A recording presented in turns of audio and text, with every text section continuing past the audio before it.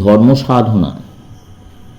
আমরা প্রকৃতির আজ্ঞানুরূপ কার্য করিতে বাধ্য। যদি বাইরে কোথাও শব্দ হয়, আমাকে তাহা শুনিতেই হইবে। যদি কিছু ঘটিতে থাকে, আমাকে তাহা দেখিতেই হইবে। আমরা ঠিক যেন বানরের মতো। আমরা প্রত্যেকে যেন 200 বানরের এক একটি ঝাঁক। বানর এক অদ্ভুত প্রাণী, ফলত আমরা অসহায়। আর বলি কিনা, ইহাই আমাদের উপভোগ। অপূর্ব এই ভাষা। পৃথিবীকে আমরা উপভোগই করিতেছি বটে, আমাদের ভোগ না করিয়া গত্যন্তর নেই। প্রকৃতি চায় যে আমরা ভোগ করি। একটি সুললিত শব্দ হইতেছে, আর আমি শুনিতেছি, যেন উহা শোনা না শোনা আমার হাতে। প্রকৃতি বলে, যাও, দুঃখের গভীরে ডুবিয়া যাও। মুহূর্তের মধ্যে আমি দুঃখে নিমজ্জিত হই। আমরা ইন্দ্রিয় সম্পদ সম্ভোগ করিবার কথা বলিয়া থাকি। কেউ হয়তো আমাকে খুব পণ্ডিত মনে করে, আবার অপর কেউ হয়তো মনে করে এ মূর্খ। জীবনে এই অধঃপতন, এই দাসত্ব চলিয়াছে, অথচ আমাদের কোনো বোধই নাই। আমরা একটি অন্ধকার কক্ষে পরস্পর মাথা ঠুকিয়া মরিতেছি। ধ্যান কাহাকে বলে? ধ্যান হইল সেই শক্তি যা আমাদের এই সব কিছু প্রতিরোধ করিবার ক্ষমতা দেয়। প্রকৃতি আমাদের প্রলোভন দেখাইয়া বলিতে পারে, দেখো কি সুন্দর বস্তু, আমরা ফিরিয়াও দেখিব না। তখন সে বলিবে, এই যে কি সুগন্ধ, আঘ্রাণ করো। আমি আমার নাসিকাকে বলিব, আঘ্রাণ করিও না। নাসিকা আর তাহা করিবে না। চক্ষুকে বলিব, দেখিও না। প্রকৃতি একটি মর্মন্তুদ কাণ্ড করিয়া বসিল। সে আমার একটি সন্তান হত্যা করিয়া বলিল, হতভাগা, এইবার তুই বসিয়া ক্রন্দন কর, শোকের সাগরে ডুবিয়া যা। আমি বললাম, আমাকে তাহাও করিতে হইবে না। আমি উঠিয়া দাঁড়াইলাম, আমাকে স্বাধীন হইতে হইবে। ইহা মাঝে মাঝে পরীক্ষা করিয়া দেখো না। এক মুহূর্তের ধ্যানের ফলে এই প্রকৃতিতেই পরিবর্তন আনিতে পারিবে।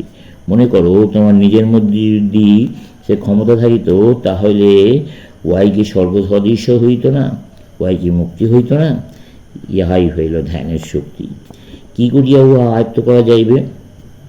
নানা উপায়ে তাহা পারা যায়। প্রত্যেকের প্রকৃতির নিজস্ব গতি আছে, কিন্তু সাধারণ নিয়ম হইল এই যে মনকে আয়ত্তে আনিতে হইবে। মন একটি জলাশয়ের মতো। যে কোনো প্রস্তরখণ্ড উহাতে নিক্ষিপ্ত হয়, তাহাই তরঙ্গ সৃষ্টি করে। এই তরঙ্গগুলি আমাদের স্বরূপ দর্শনে অন্তরায় সৃষ্টি করে। জলাশয়ে পূর্ণচন্দ্র প্রতিবিম্বিত হইয়াছে, কিন্তু জলাশয়ের বক্ষ এত আলোড়িত যে প্রতিবিম্বটি পরিষ্কাররূপে দেখিতে পাইতেছি না। ইহাকে শান্ত হইতে দাও। প্রকৃতি যেন উহাতে তরঙ্গ সৃষ্টি করিতে না পারে। শান্ত হইয়া থাকো, তাহলে কিছু পরে প্রকৃতি তোমাকে ছাড়িয়া দেবে। তখন আমরা জানিতে পারিব আমরা সর্বত কি। ঈশ্বর সর্বদা কাছেই রইয়াছেন, কিন্তু মন বড়ই চঞ্চল। সেই সর্বদা ইন্দ্রিয়াদির পশ্চাতে ছুটিয়া বেড়াইতেছি। ইন্দ্রিয়ের দ্বার রুদ্ধ করিলেও তোমার ঘূর্ণিপাকের অবসান হইবে না। এই মুহূর্তে মনে করিতেছি আমি ঠিক আছি, ঈশ্বরের ধ্যান করিব।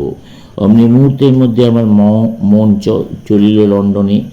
যদি বা তাহাকে সেখানে হইতে জোর করিয়া টানিয়া আনিলাম, তো অতীতে আমি নিউ ইয়র্কে কী করিয়াছি তাহাই দেখিবার জন্য মন ছুটিল নিউ ইয়র্কে। এই সকল তরঙ্গকে ধ্যানের দ্বারা নিবারণ করিতে হইবে। ধীরে ধীরে এবং ক্রমে ক্রমে নিজেদের প্রস্তুত করিতে হইবে।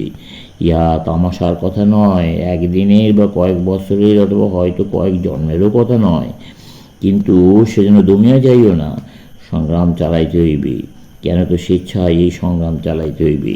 তিল তিল করিয়া আমরা নতুন ভূমি জয় করিয়া লইব। তখন আমরা এমন প্রকৃত সম্পদের অধিকারী হইব, যাহা কেহ কখনো আমাদের নিকট হইতে হরণ করিয়া লইতে পারিবে না। এমন সম্পদ যা কেউ নষ্ট করিতে পারিবে না। এমন আনন্দ যাহার উপর আর কোনো বিপদের ছায়া পড়িবে না। এতকাল ধরিয়া আমরা অন্যের উপর নির্ভর করিয়া আসিতেছি। যখন আমি সামান্য সুখ পাইতেছিলাম, তখন সুখের কারণ যে ব্যক্তি সে প্রস্থান করলে অমনি আমি সুখ হারাইতাম। মানুষের নির্বুদ্ধিতা দেখো। আপনার সুখের জন্য সে অন্যের উপর নির্ভর করে। সকল বিয়োগই দুঃখময়, ইহা স্বাভাবিক। সুখের জন্য ধনের উপর নির্ভর করিবে? ধনের হ্রাস বৃদ্ধি আছে। সুখের জন্য স্বাস্থ্য অথবা অন্য কিছুর উপর নির্ভর করিলে আজ অথবা কাল দুঃখ অবশ্যম্ভাবী। অনন্ত আত্মা ব্যতীত আর সব কিছু পরিবর্তনশীল। পরিবর্তনের চক্র আবর্তিত হইতেছে। স্থায়িত্ব তোমার নিজের অন্তরে ব্যতীত অন্য কোথাও নেই। সেখানেই অপরিবর্তনীয় অসীম আনন্দ রইয়াছে। ধ্যানই সেখানে যাইবার দ্বার।